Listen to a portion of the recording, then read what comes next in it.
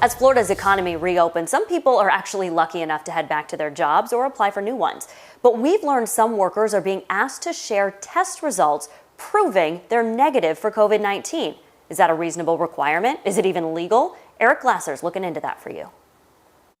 Can you be forced to take and share the results of a COVID-19 test as a requirement to get or keep your job? We're in an extreme time, and extreme measures to some degree are going to be allowed. Attorney Robert Tobey says it's probably okay to require a test as long as it doesn't violate the Health Insurance Portability and Accountability Act, or HIPAA, by sharing that information with healthcare providers, meaning it stays between employer and employee. Right now, we're in an extraordinary time, and all of the rights have limitations. We asked the second attorney, who told us employees do have a right to keep their medical records private, and that requiring tests creates a slippery slope. Where do we draw that line? Do we just say, if we open the door to this, what else does that open the door to?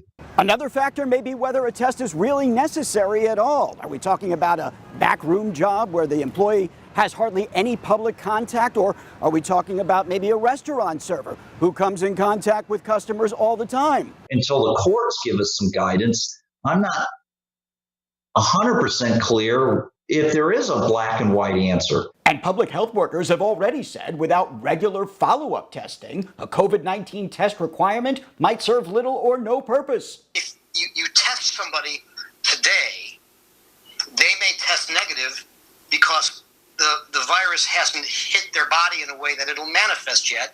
But if you test them tomorrow or the next day, it will. What all sides do seem to agree on is that the virus raises new legal questions that probably won't be resolved before people return to work or find new jobs. So it might be a good idea for everyone involved to show a little flexibility. And hopefully it gets everything to where people want to be, which is people want to work, they want to be open, and they don't want to get COVID-19, and they want to stay safe.